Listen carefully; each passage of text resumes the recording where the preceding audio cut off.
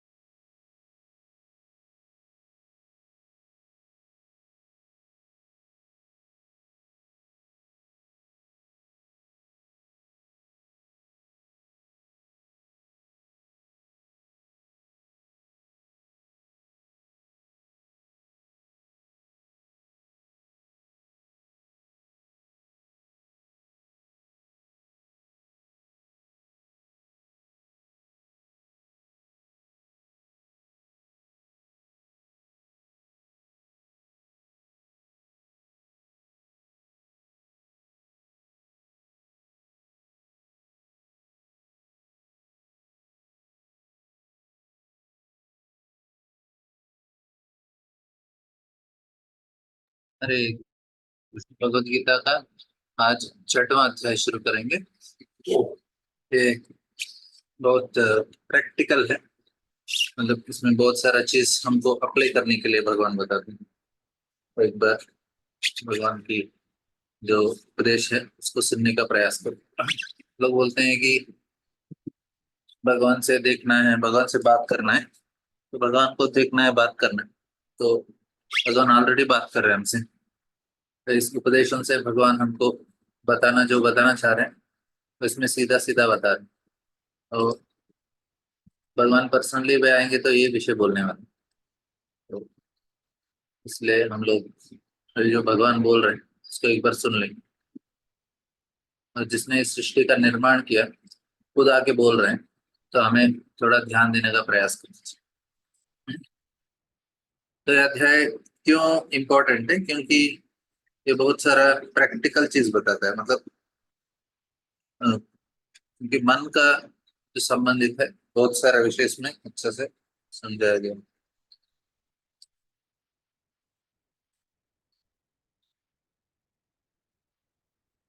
हरे कृष्ण।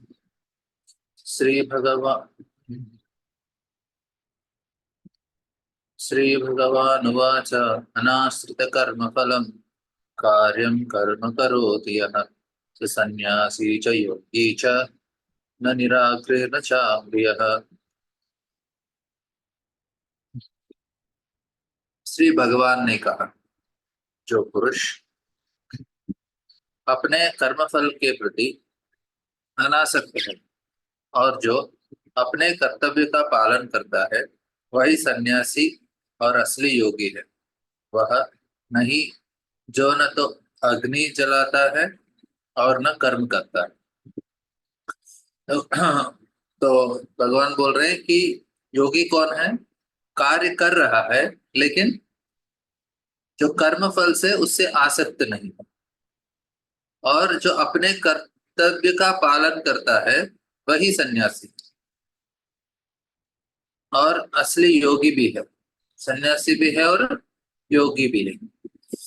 क्यों ये चीज बता रहे हैं, आप समझने का प्रयास कीजिए। ऐसा नहीं कि अभी तो इतने सारे लोग सन्यासी हैं, उसमें जो सन्यास फिर आश्रम बनाया क्यों? जो लेने के लिए भगवान बोल रहे हैं सन्यासी का जरूरत ही नहीं है। आप अपना कर्म आप अपने कार्य करो, अपने कर्तव्य का पालन करना चाहिए, वही सन्यासी है, वही योगी है।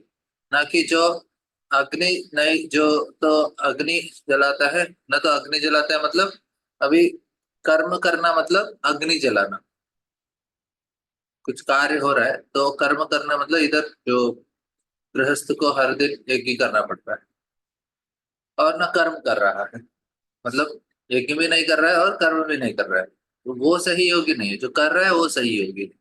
मतलब अभी जो हिमालय में जाके तपस्या कर रहे हैं उनका क्या है फिर, और जो लोग संन्यास लेके पूरा भ्रमण करे उनका क्या। तो ये बता रहे हैं कि ये जो व्यक्ति उस तरह अभी इस स्थिति में, इसके बाद जो इस कर्म योग का बहुत अच्छे से पालन करके नेक्स्ट लेवल में जाने के बाद ही ले सकते हैं।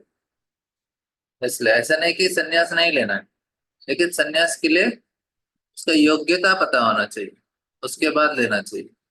जो व्यक्ति योग्य है वही संन्यास ले सकता है, जिसका मन पूरी तरह से शुद्ध हो गया, नहीं तो वो सिर्फ मिथ्याचारी रहेगी। इसलिए बोल रहे हैं भगवान कि इसे आप सही योग्य मान सकते हैं। और आगे का श्लोक में बताते हैं, ये अध्याय में ना ये भगवान अष्टांग योग के बारे में बताते हैं।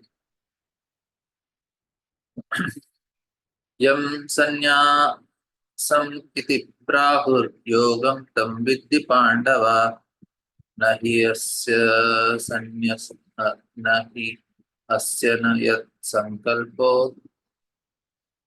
योगी भवति कश्चन।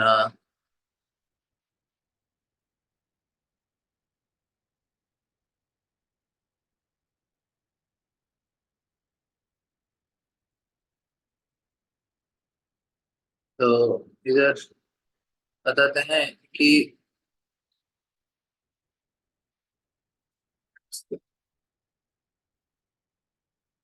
हे पांडुपुत्र, जिसे संन्यास कहते हैं उसे ही तुम योग अर्थात पर ब्रह्म से युक्त होना जानने जानो, क्योंकि इंद्रिय तृप्ति के लिए इच्छा को त्याग के बिना कोई कभी योगी नहीं हो सकता। तो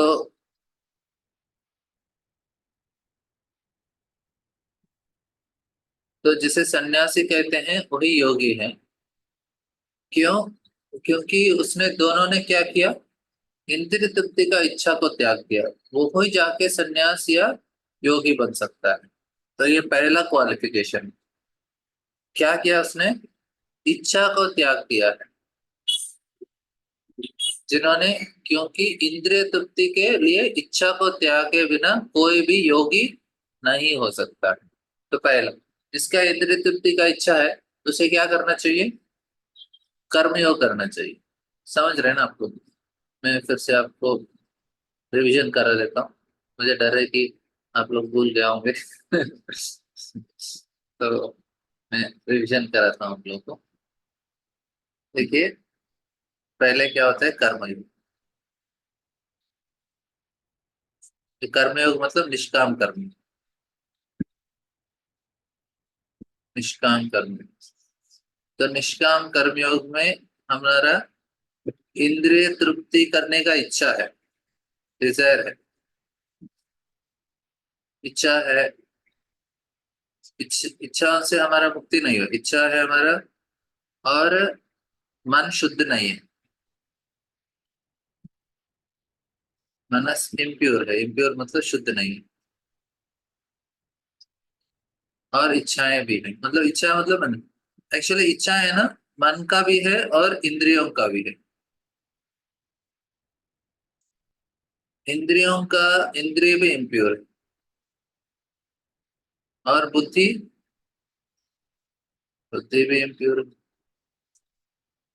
तो जो व्यक्ति इन इच्छाओं को रखता है, इनका मन, इंद्रिय, बुद्धि तीनों अशुद्ध है,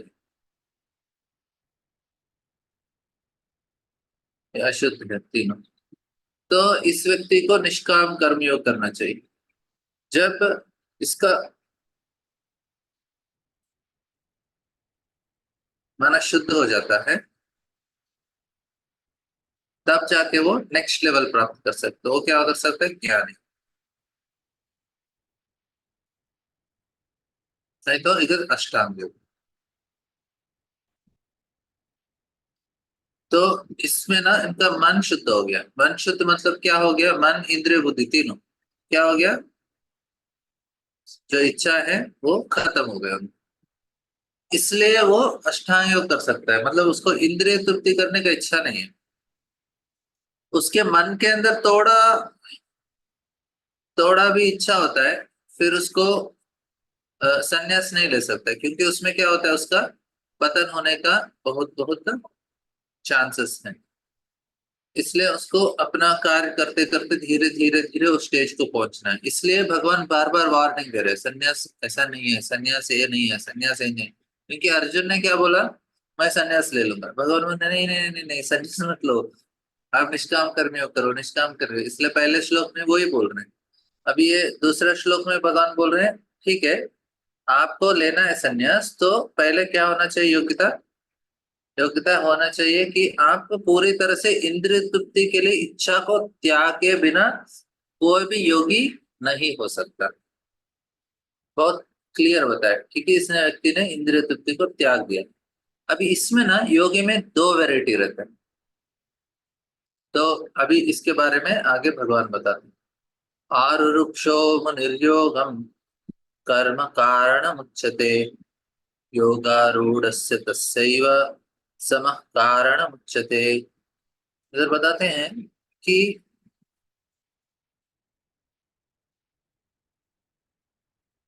अष्टांग योग के नवसाधक, नवसाधक मतलब शुरू कर रहा है वो, उसके लिए कर्म साधन कहलाता है। देखिए, इसको भी योगी बनना लेकिन उसको पहले क्या करना है? कर्म साधन करना है। और योग सिद्ध पुरुष के लिए समस्त भौतिक कार्यकलापों का परित्याग ही साधन कहा जाता है। तो इसमें दो प्रकार के लोग हैं। एक है जो नवसाधक है, और दूसरा है जिसने योग सिद्धि प्राप्त किया है। एक नवसाधक है इधर, और दूसरा योग सिद्ध पुरुष। इधर आपको दो लोग दिखाई दे रहे हैं। तो नवसाधक है, योग सिद्ध पुरुष। एक के लिए क्या है? एक के लिए कर्म साधन, उसके लिए कर्म साधन कहलाता है। तो उसको क्या करना चाहिए? कर्म साधन ही करना चाहिए।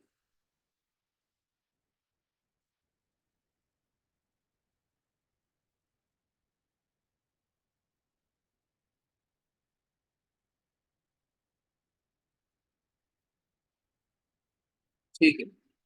लेकिन जो योग पुरुष है उसके लिए कार्यकलापों से, भौतिक कार्यकलापों का परित्याग ही साधन। इसका साधन अलग, इसको परित्याग करना। ठीक है? क्यों? क्योंकि उसका मन में ऑलरेडी इच्छा है ना, इसलिए कर्म करना पड़ता है। लेकिन दूसरे व्यक्ति को जरूरत नहीं। तो इसके आगे का श्लोक, यदा ही नेन्द्रियार्थेषु न कर्म अनुसज्जते, सर्वसंकल्प संन्यासी योगारूढ़स्तदोच्यते। इधर बोलते हैं यदा ही इंद्रियार्थेषु। तो जो कोई पुरुष समस्त भौतिक इच्छाओं का त्याग करके ना तो इंद्रिय तृप्ति के लिए कार्य करता है, और ना सकाम कर्म में प्रवृत्त होता है, तो वह योगारूढ़ कहलाता है। मतलब भौतिक इच्छाओं का पूरा त्याग कर दिया। ये कौन सा व्यक्ति है? ये व्यक्ति है योग सिद्ध पुरुष।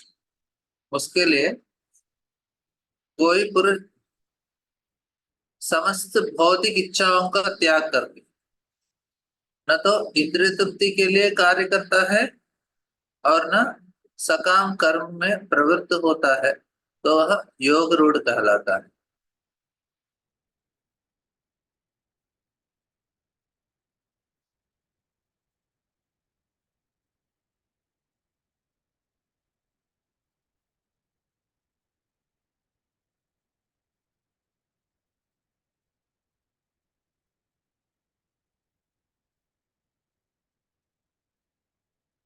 उद्धरेदात्मनात्मानम् आत्मानम् अवसाद्यते आत्मैव हि आत्मनो बन्धु आत्मैव रिपुरात्मनः। ये श्लोक अच्छा श्लोक है। बताते हैं मनुष्य को चाहिए कि अपने मन की सहायता से अपना उद्धार करें और अपने को नीचे न गिरा दे।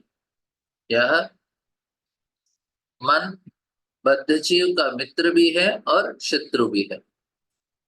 उद्धरे आत्मनात्माना, आत्मा का सहायता लेके मनुष्य को चाहिए कि अपने मन की सहायता से अपने आप अपने से अपना उद्धार करें। उद्धरे आत्मना, आत्मा नाम अवसादे, और अपने को नीचे न गिरा दे।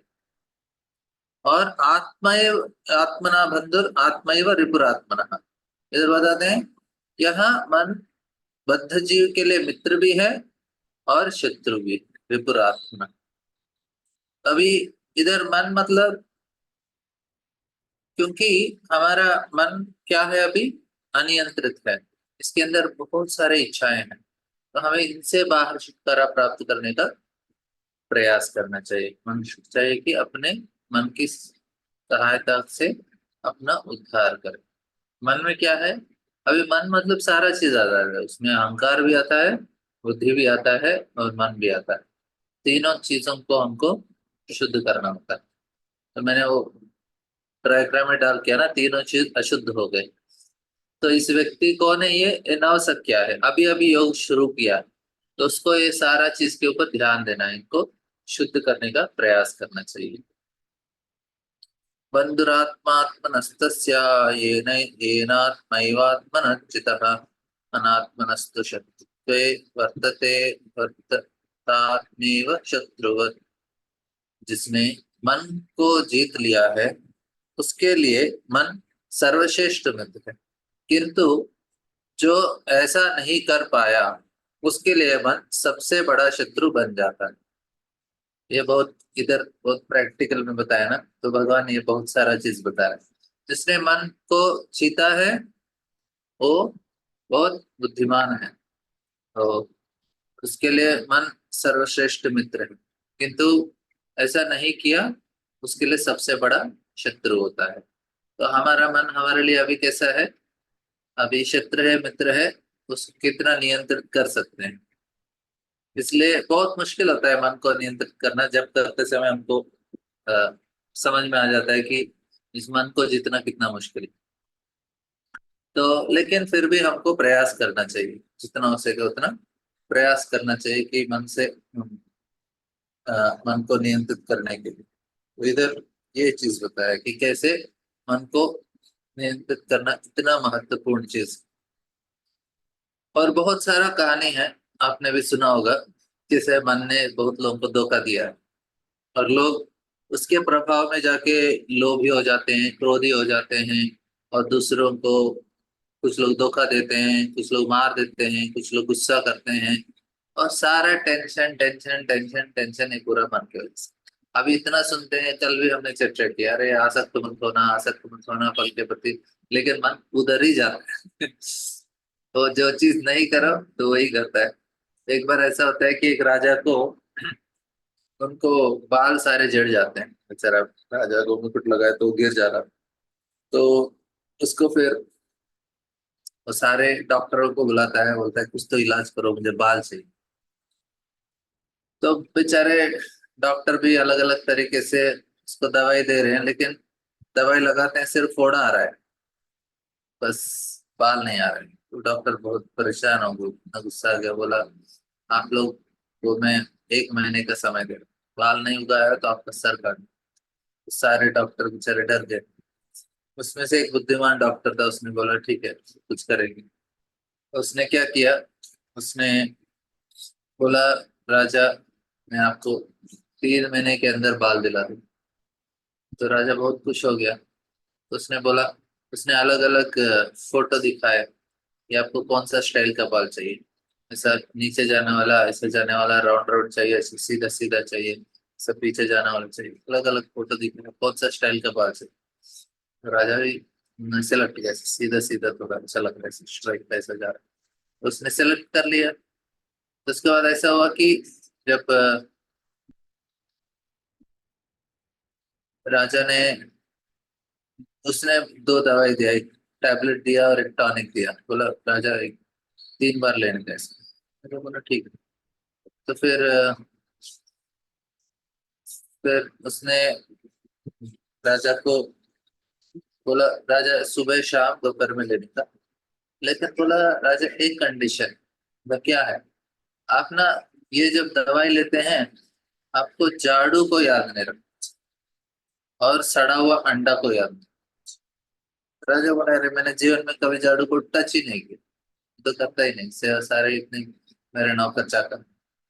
और अंडा तो मैं देखा ही नहीं, सड़ा हुआ अंडा तो मैं कभी देखा ही नहीं। बोले ठीक है, क्योंकि वो याद रखेंगे तो आपका फिर दवाई काम नहीं करेगी। बोले ठीक है।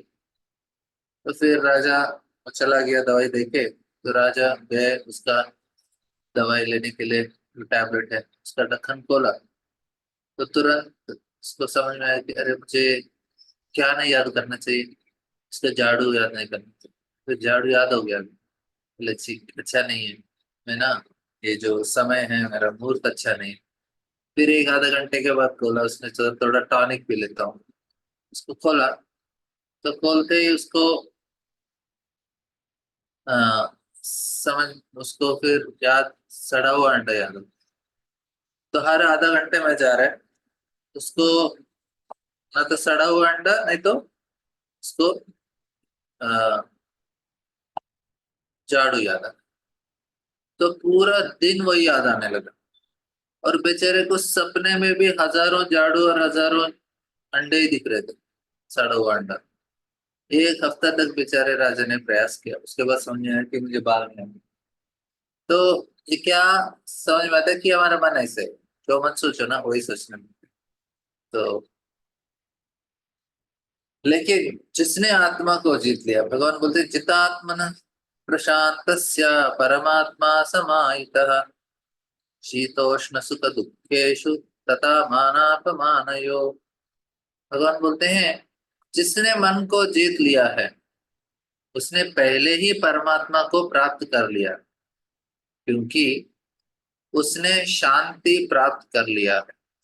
ऐसे पुरुष के लिए सुख दुख, सर्दी गर्मी एवं मान अपमान एक से है। तो जिसने मन को जीत लिया है, तो उसने पहले से ही परमात्मा को प्राप्त कर लिया है।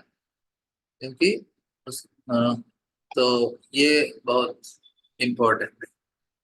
मतलब जिसका मन शुद्ध हो गया है, मतलब चित्त शुद्ध हो गया। तो मैंने बताया ना, चित्त क्या करता है, अब एक आईना जैसा है, अपने आप को दर्शाता है।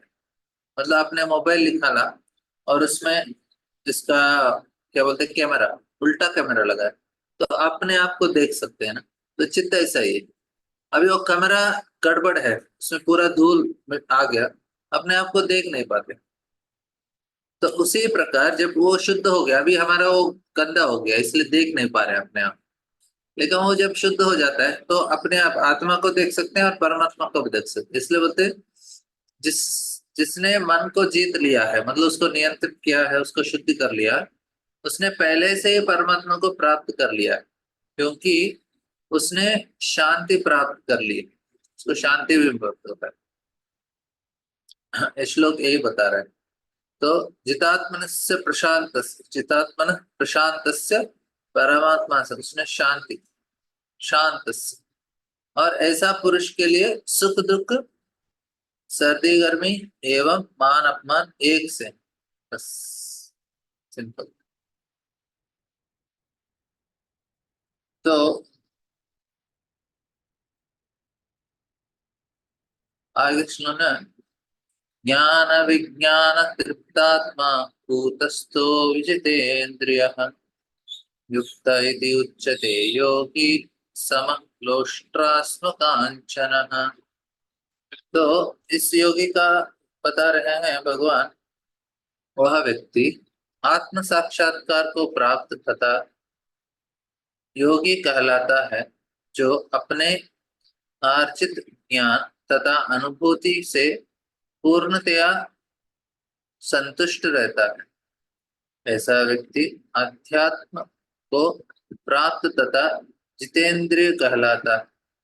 और सभी वस्तुओं को, चाहे वे कंकड़ कण कंकड़ हो, पत्थर हो या कि सोना, एक समान देखता है। मतलब बहुत मुश्किल है कि बेचारे का सोना सोना देख के भी वो छोड़ के चला जा रहा है। तो नॉर्मली हमको लगेगा कि अरे क्या पागल है, सोना सोना को छोड़ के चला गया। लेकिन उसको क्यों छोड़ दिया? क्योंकि वह व्यक्ति आत्म साक्षात्कारी हो, आत्म साक्षात्कार को प्राप्त तथा योगी कहलाता है, जो अपने आर्जित ज्ञान तथा अनुभूति के पूर्णतया संतुष्ट रहता है। बस उसको आनंद ना बाहर की चीजों से नहीं मिल रहा है, सोना हो पत्थर हो, उसको कुछ आनंद मिलता ही नहीं है। उसको आनंद मिलता है सिर्फ अपने ही आत्मा के अंदर। वो आध्यात्म को प्राप्त कर सकता है, और उसको जितेंद्रिय बोलते हैं, इंद्रियों को जीतने वाला जितेंद्रिय। इस चैप्टर थोड़ा आसान है, थोड़ा समझ पहले श्लोक। सहन्मित्रान् उदासीना मध्यस्था द्वेष्य बन्धुषु सातुषु अपि च पापेषु समबुद्धिर्विशिष्यते। बोलते हैं जो मनुष्य निष्कपट, हितैषियों, प्रिय मित्रों, तटस्थों, मध्यस्थों, ईर्ष्यालुओं, शत्रुओं तथा मित्रों, गुण पुण्यात्माओं एवं पापियों को समान भाव से देखता है, तो वह और भी उन्नत माना जाता है। पहले वाले से ये और उन्नत है, जिसने ये सारा चीज किया है। मतलब इतना आसान नहीं है इस स्थिति को प्राप्त करना, क्योंकि उसको सभी एक ही दिख रहे हैं। मित्र भी आया, उसको भी समान देख रहा है, शत्रु भी आया समान देख रहा है, और निकट निष्कपट लोगों को, हितैषी लोगों को, प्रिय व्यक्ति को, सभी उनको एक समान दिख रहे हैं। तो मतलब क्यों समान दिख रहे हैं? उसका आंखों का कारा भी है क्या? तो और दिमाग नहीं है क्या? अरे बोल रहे अरे ये तो आपके लिए शत्रु है। क्यों? क्योंकि वो शरीर नहीं देख रहा है, वो किसको देख रहा है? आत्मा को देख रहा है। विद्या विनय संपन्ने ब्राह्मणे गवेहस्तिने सुनी चैव सुपाग्रे च पंडिता समदर्श। क्योंकि वो सभी के अंदर क्या देख रहा है? आत्मा का देख रहा है। तो इसलिए उसको ज्यादा फर्क नहीं पड़ता कि ये भी आत्मा है वो भी आत्मा है, ये इस तरह से बद गया है इस तरह से बन गया है। तो दोनों के अंदर बंधन को देखता है, इसलिए उनको ज्यादा प्रॉब्लम है। योग योगींजीत सततम आत्मानां रहसि स्थितः एकाकी अचित्तात्मा निराशित अपरिग्रहः। तो इधर बोलते हैं योगी को चाहिए अभी वह सदैव अपने शरीर, मन तथा आत्मा को परमेश्वर में लगाए, एकांत स्थान में रहें और बड़ी सावधानी के साथ अपने मन को वश में करें। उसे समस्त आकांक्षाओं तथा संग्रह भाव की इच्छाओं से मुक्त होना चाहिए। अभी इधर अभी जो नौसिखिया योगी है उसके लिए क्या क्या करना चाहिए, कैसे योग का पालन करना चाहिए, इन श्लोकों में कृष्ण बताते हैं। उसे क्या चाहिए? देखिए अभी भगवान ये सारा चीज बता रहे हैं, क्यों बता रहे हैं? ध्यान योग क्या कह रहे हैं, क्यों बता रहे हैं भगवान? ज्ञान योग के बारे में क्यों बता रहे भगवान? निष्काम कर्म योग क्यों बता रहे भगवान?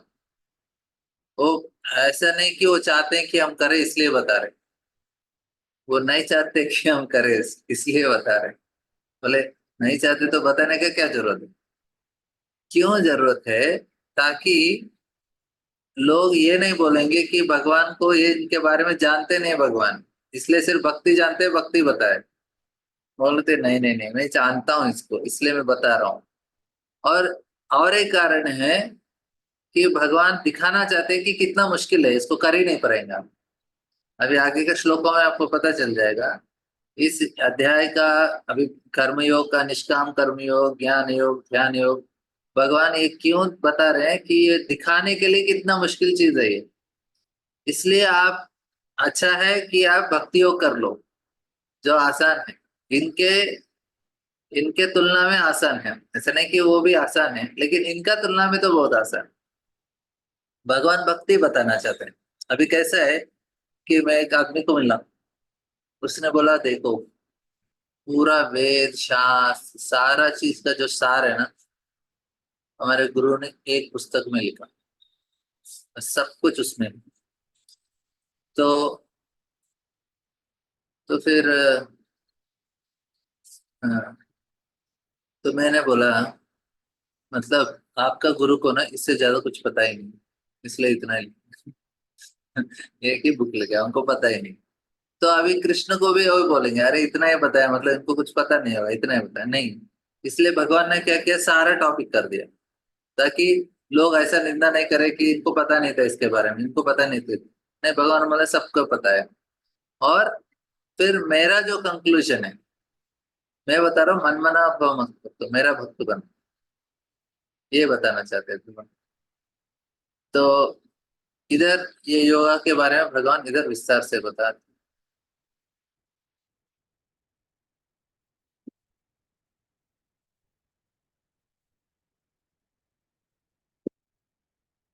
शुचौ देशे प्रतिष्ठाप्य स्थिरम् आसनमात्मनः, नाति उच्चतम नाति उच्चितम नाति नीचम चैलाज्ञा कुशोत्तरम कृता कृता तत्र तत्रैकाग्रं मनः कृत्वा यतचित्तेन्द्रिय क्रियः उपविश्यासेन युञ्जायात् योगम आत्मा विशुद्धये। ये दो श्लोक में भगवान बता रहे हैं, योगाभ्यास के लिए योगी एकांत स्थान में जाकर भूमि पर कुशा बिछा दे, और फिर से मृग चाल से ढके तथा ऊपर से मुलायम वस्त्र बिछा दे। ये सारा चीज ना, पहले क्या करना चाहिए, एकांत स्थान, मतलब कहाँ जाना चाहिए, जंगल में जाना चाहिए। जो इतना आसान नहीं है हमारे लिए, मतलब कौन कहाँ जंगल में जाके तपस्या आसान न, तो बहुत आसन, न तो बहुत ऊंचा, न बहुत नीचा, मतलब थोड़ा अच्छा हाइट में बैठाना चाहिए। यह पवित्र स्थान में स्थित हो, अच्छा पवित्र होना चाहिए, इसलिए सिटी में नहीं चलेगा। योगी तो योगी को चाहिए कि इस पर दृढ़ता पूर्वक बैठ जाए और मन, इंद्रियों तथा कर्मों की वश में करते हुए तथा मन को एक बुद्धि पर स्थिर करके हृदय को शुद्ध करने के लिए योगाभ्यास करें। तो भगवान चाहते हैं कि इस प्रकार से योगाभ्यास करें कि वे मन बुद्धि सब कुछ, पहले क्या करना चाहिए, आपको पहले एक एकांत स्थान में जाना चाहिए, और भूमि पर कुशाग्रास को, थोड़ा ऊपर स्थान में कुशाग्रास को बिछाना चाहिए। और फिर उसे मृग चर्म से ढके, और फिर उसके ऊपर एक मुलायम कपड़ा डालें, और फिर इतना ऊंचा भी नहीं होना चाहिए, इतना नीचा भी नहीं होना चाहिए, पवित्र स्थान होना चाहिए। और फिर उसको बाद क्या करना चाहिए, दृढ़ता पूर्वक उसके ऊपर बैठना चाहिए, और मन इंद्रियों को नियंत्रण करना चाहिए। उसके बाद तथा मन को एक बिंदु पर, एक बिंदु पर स्थिर करके हृदय को शुद्ध करने के लिए योगाभ्यास करना चाहिए। मतलब उनको ना पूरा आंख बंद नहीं करना चाहिए, नाक को देखना चाहिए, इधर नाक का इस ऐसा नीचे। क्या आप इधर उधर देखेंगे, आंख भटक जाएगा, फिर एक बंदर आ रहा है, तो बिल्ली आ रहा है, तो पक्षी आ रहा है, तो आंख इधर चला जाएगा, तो आंखों को फिर बंद करेंगे तो नींद आ जाएगा, खोला तो बाहर चीज दिखेगी। तो आपको बंद भी नहीं करना चाहिए, खोलना भी नहीं। इसका वो भी बताते हैं भगवान कैसे करना चाहिए।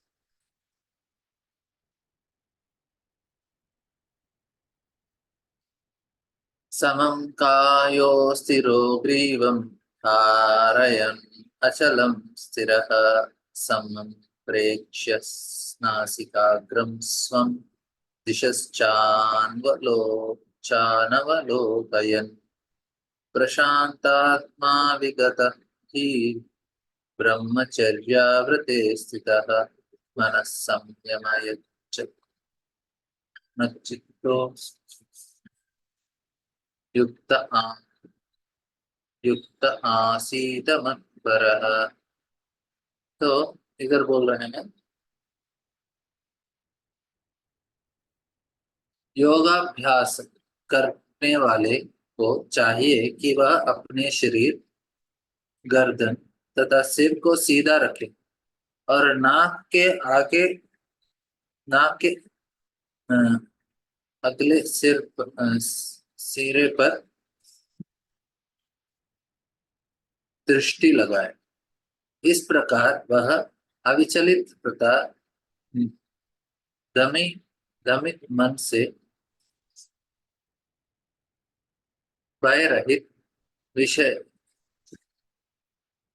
विषयी जीवन से पूर्ण तरह मुक्त होकर अपने हृदय में मेरा चिंतन करे और मुझे ही अपना चरम लक्ष्य बनाए। तो भगवान इतना सारा कंडीशन होता है। इधर पहली बार भगवान एक चीज को क्या बोल रहे हैं कि उनका ध्यान करें। पहले कभी भगवान ने बताया नहीं।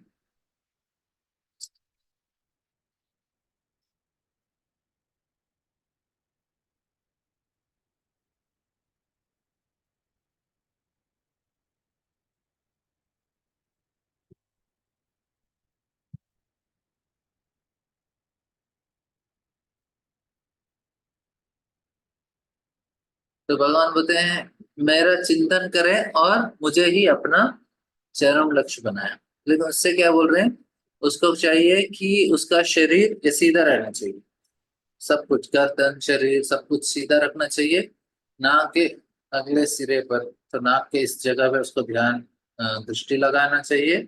और इस प्रकार से वह विचलित तथा दमित मन से, अविचलित मन तथा दमित मन से मतलब पूरा मन को नियंत्रित करते हुए भगवान को ध्यान करना चाहिए। इस विषय जीवन से पूर्ण तरह मुक्त होकर हृदय में, पहली बात तो इधर ना परमात्मा को ध्यान करते हैं योगी लोग।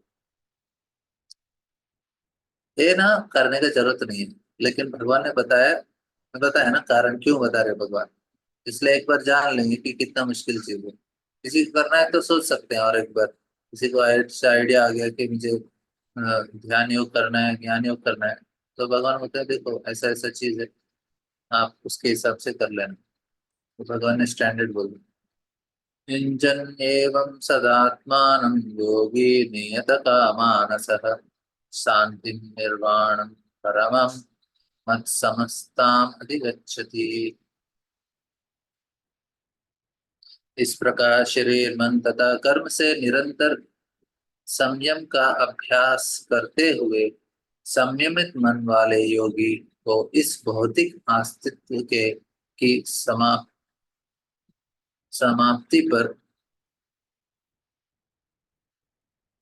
भगवत धाम की प्राप्ति होती है। तो इस प्रकार से उसने जब किया है, शरीर मन ताज उसका नियंत्रण करके अध्ययन करते हैं, क्योंकि उसने किसके ऊपर ध्यान किया है, भगवान के ऊपर ध्यान किया है, तो उसके क्या होता है, तो भगवत धाम की प्राप्ति हो जाती है। इस प्रकार से योग करते हैं।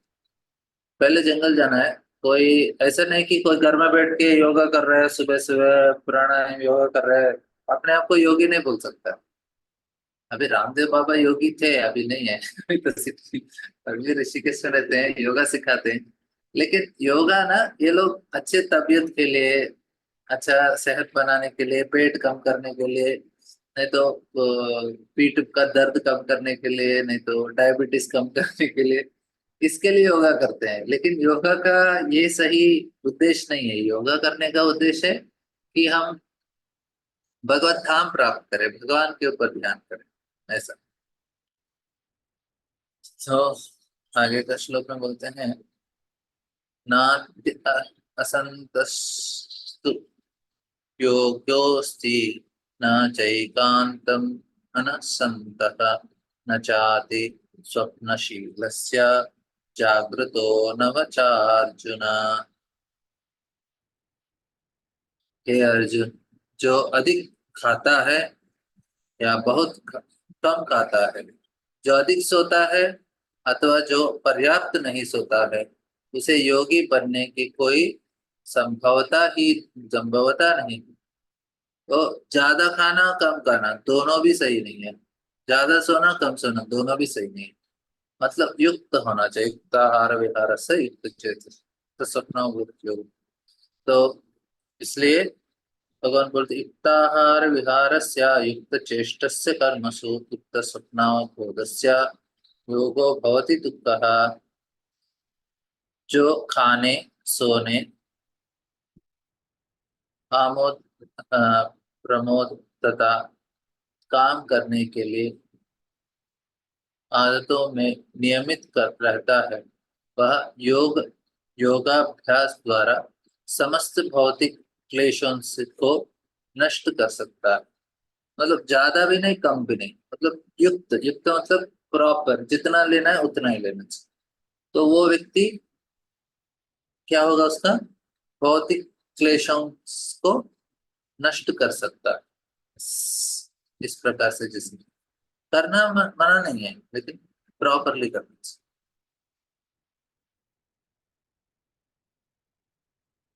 आगे का श्लोक बोलते हैं, यथा विनियतम चित्तम आत्मन्येवाति सतते निष्प्रह सर्व कामेभ्यो युक्त उच्यते तदा। बोलते हैं, जब योगी योगाभ्यास द्वारा अपने मानसिक कार्यकलापों के वश में कर लेता है और अध्यात्म में स्थित हो जाता है, अर्थात समस्त भौतिक इच्छाओं से रहित हो जाता है, तब वह योग से योग में सुस्थिर कहा जाता है। मतलब फिक्स हो गया योग में, जिसने ये सारा चीज की। इधर हम भक्तों के लिए योग कैसा है, तो प्रभुपाद इधर भक्तों का योगी बोलते हैं। सवै मन कृष्ण पदार बिंदयो वाचाम वैकुंठ गुणानुवर्णने करोर्हरेर्मन्दिरमाचनादिषु ऋतिं चकाराच्युत सत्कतोदये मुकुन्दलिङ्गालय दर्शने दृशो तद्भृत्यगात्मस्पर्शेन्द्र संगमम् ग्राणं च तत्पादसरो ग्राणं च तत्पादसरोजसौरभे श्रीमत्तुलस्यारसनाथदर्पिते पादो हरेर् क्षेत्रपदानुस्पर्शने शिरो ऋषिकेशपदाभिवन्दने कामं च दास्येन तु कामकाम्यया यतोत्तमश्लोकजनाश्रयारति। इधर अम्बरीश महाराज के बारे में बताते हैं। राजा अम्बरीश ने सर्वप्रथम अपने मन को भगवान के चरण कमलों पर स्थिर कर दिया है। फिर क्रमशः अपनी वाणी को कृष्ण के गुण गुण गुणानुवाद में लगाया। हाथों को भगवान के मंदिर को स्वच्छ करने, कानों को भगवान के कार्यकलापों का को सुनने, आंखों को भगवान का दिव्य रूप का दर्शन करने, शरीर को अन्य भक्तों के शरीर का स्पर्श करने, घ्राणेन्द्रिय को भगवान पर चढ़ाए गए कमल पुष्प की सुगंध सूंघने, जीभ को भगवान के चरण कमलों पर चढ़ाए गए तुलसी पत्रों का स्वाद लेने, पांव को तीर्थ यात्रा करने तथा भगवान के मंदिर तक जाने, सिर को भगवान को प्रणाम करने तथा अपनी इच्छाओं को भगवान की इच्छा पूरी करने के लिए करने में लगा दिया। यह सारे दिव्य कार्य शुद्ध भक्त के सर्वथा अनुरूप। तो हमें भी इस प्रकार से अपने सारे इंद्रियों को अम्बरीश महाराज के उदाहरण से भगवान के सेवा में लगाना चाहिए। आगे का श्लोक हम बताते हैं। यथा दीपो निवातस्थो नेंगते सोपमा स्मृता योगिनो यत चित्तस्य युञ्जातो योगमात्मनः। तो अभी इस प्रकार के जिसने मन को लगाया तो उसका मन कैसे होता है, इधर भगवान बताए। जिस प्रकार वायु रहित स्थान में दीपक हिलता डुलता नहीं, उसी तरह जिस योगी का मन वश में होता है वह आत्म तत्व के ध्यान में सदैव स्थिर रहता है। तो उसका मन हिलता डुलता नहीं, सीधा एकदम शांत, इस प्रकार से। तो इधर आगे का 3 श्लोक में भगवान बताते हैं। यत्रोपपन्नं यत्रोपरमते चित्तं निर्वृद्धं योगसेवया यत्र चैवात्मनात्मानं पश्यन् आत्मनि तुष्यति सुखम् आत्यन्तिकं यत्तद् बुद्धिग्राह्यम् अतीन्द्रियं वेत्ति यत्र न चैवायं स्थितश्चलति तत्त्वतः यं लब्ध्वा चापरं लाभं मन्यते नाधिकं ततः यस्मिन् स्थितो न दुःखेन गुरुणापि विचाल्यते तं विद्या दुःखसंयोग वियोगं योगसंज्ञितम्। ये 4 श्लोक में भगवान बहुत अच्छा विषय बता रहे हैं। वो बोल रहे हैं सिद्धि की अवस्था में, जिससे समाधि कहते हैं, मनुष्य का मन योगाभ्यास के द्वारा भौतिक मानसिक क्रियाओं से पूर्णतः संयमित हो जाता है। इस सिद्ध की विशेषता यह है कि मनुष्य शुद्ध मन से अपने को देख सकता है और अपने आप में आनंद उठा उठा सकता है। उस आनंदमय स्थिति में वह दिव्य इंद्रियों द्वारा असीम दिव्य सुख का स्थित में स्थित रहता है। इस प्रकार स्थापित मनुष्य कभी सत्य से विपट नहीं होता और इस सुख के प्रति प्राप्त हो जाने पर वह इससे बड़ा कोई दूसरा लाभ नहीं मानता। ऐसा स्थिति को पाकर मनुष्य बड़ी से बड़ी कठिनाई में भी विचलित नहीं होता। यह निस्संदेह भौतिक संघर्ष से उत्पन्न होने वाली समस्त दुखों से वास्तविक मुक्त है।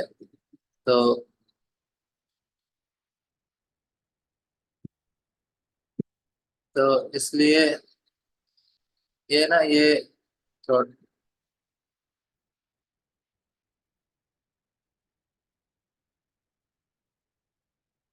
बहुत बड़ा तात्पर्य है इसमें, आप जरूर पढ़ लीजिए।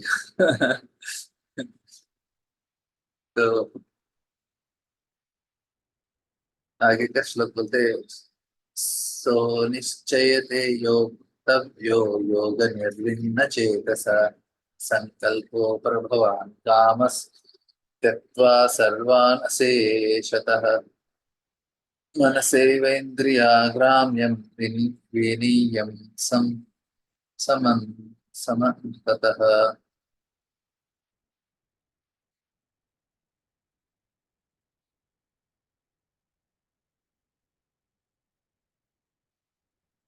तो बहुत सारे श्लोक।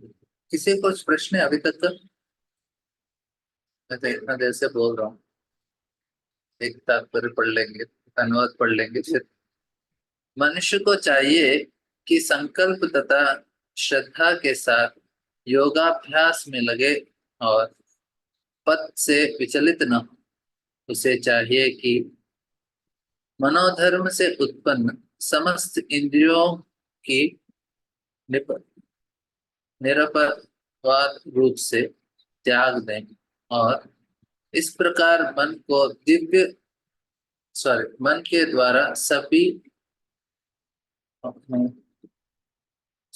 के द्वारा सभी और से इंद्रियों को वश में करें। तो ये श्लोक ना, ये मैं कल इसको विस्तार से बताऊंगा। अभी तक कुछ प्रश्न है, इसको बताता हूँ मैं। अभी तक तो कुछ प्रश्न। यस सुरेश। हरे कृष्ण प्रभु जी, धन्यवाद, प्रणाम। धन्यवाद। हाँ। प्रभु जी, मेरा सवाल ये है, हमें ये योग अभ्यास करने के लिए, यानी कि फिजिकली, यानी अपनी शरीर शुद्धि के लिए और एनर्जेटिक रहने के लिए, ऊर्जा करने के लिए, तभी हम जो है भक्ति योग कर सकते हैं, या फिर हम सिर्फ भक्ति योग करने से ही काफी है? ये मेरा सवाल है प्रभु जी। हाँ प्रभु, इधर क्या है ना कि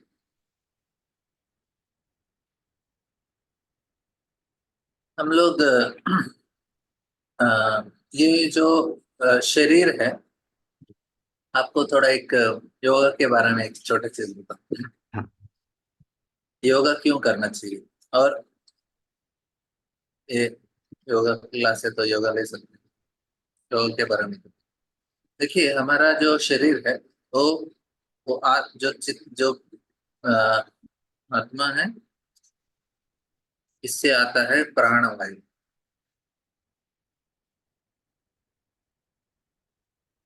तो प्राण अपान समान उदान ज्ञान, ये कनेक्ट करता है हमारे चित्त को। तो ये प्राण वायु, इसका ना कुछ बहुत हजारों 72,000 कुछ तो रहते हैं। ये क्या करते हैं, ये पूरा शरीर में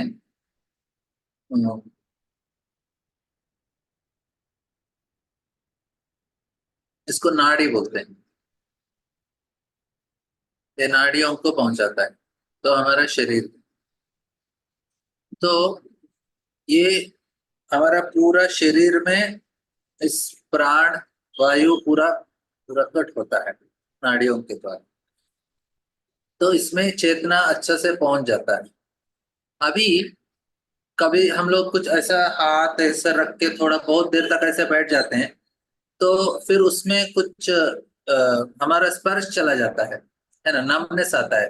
अरे जी। हाथ, हम बोलते हैं अरे ये हाथ पकड़ लिया, मतलब उसमें पूरा ये हो गया। क्या हाँ। हुआ उसमें उसमें ना प्राण नहीं गया। तो इसलिए उसका जो चेतना है थोड़ी देर के लिए कम हो गया। फिर थोड़ी देर ऐसा हिलाने के बाद हमारा ठीक हो जाता है।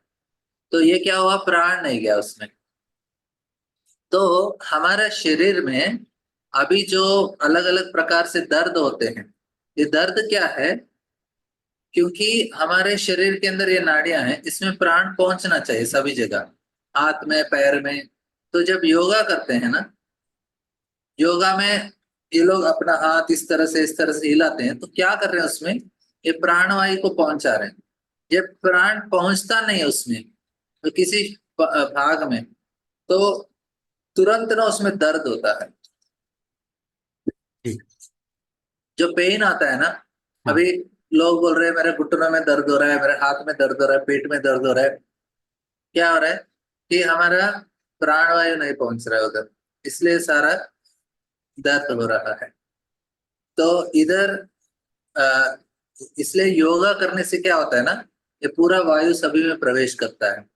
जो पोस्चर हम लोग बोलेंगे, आप नीचे बैठ जाओ और फिर अपने जो पैर के जो बड़े उंगली है उसको हाथ से पकड़ो और अपना सर को इधर लगाओ, हमारा हिलता ही नहीं, टच नहीं हो रहा है। मतलब क्या हो रहा है, उस जगह में प्राण ठीक से पहुंच नहीं रहा है, वो धीरे धीरे उसमें तकलीफ होने लगता है। हम्म। इसलिए योगा करने से क्या होता है ना, आपका प्राण वायु सभी जगह अच्छे से पहुंचता है, और आपको दर्द और तकलीफ नहीं होता। तो दर्द पेन जो है इसके वजह से होता है, प्राण वायु नहीं पहुंच रहा है ना, इसलिए पेन होता है। इसलिए हमको योगा करना चाहिए रेगुलरली, ताकि ये पेन ना हो।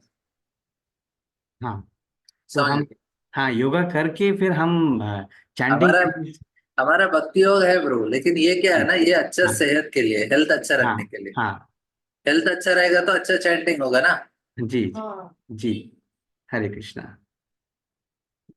थैंक यू प्रभु जी। हरे कृष्ण। और यस निशा माता जी। हरे कृष्ण प्रभु जी। हाँ हरे कृष्ण। प्रभु जी ये दूसरा श्लोक समझ में नहीं आया प्रभु जी, नेट नहीं था, सुन नहीं पाई। कौन सा दूसरा श्लोक? ये अध्याय का दूसरा श्लोक? हाँ ये अध्याय का दूसरा श्लोक। टेंशन मत लीजिए मत, इसका रिकॉर्डिंग पोस्ट कर देंगे फिर से एक बार सुन लीजिए। अच्छा ठीक है प्रभु।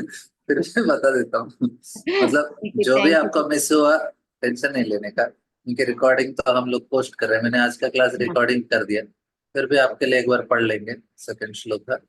ठीक है प्रभु जी, थैंक यू प्रभु जी। हरे कृष्ण। यस संज्ञा। हरे कृष्ण।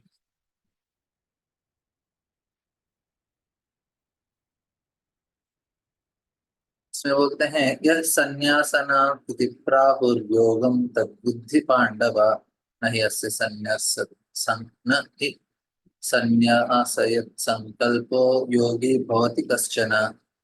तो इधर बता रहे हैं भगवान कि आप हे पांडव, जिसे संन्यास कहते हैं उसे ही तुम योग अथवा परब्रह्म से युक्त होना जानो, क्योंकि इंद्रिय तृप्ति के लिए इच्छा को त्यागे बिना कोई कभी योगी नहीं हो सकता। तो हमें योगी बनना है तो इंद्रिय तृप्ति को त्याग देना चाहिए। तो ये चीज बता रही है।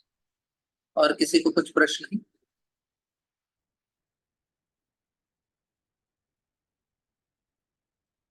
ठीक है, आप सब लोग एक बार थोड़ा अनम्यूट कर लीजिए और पिता माता जी के भाई के लिए थोड़ा हरे कृष्ण।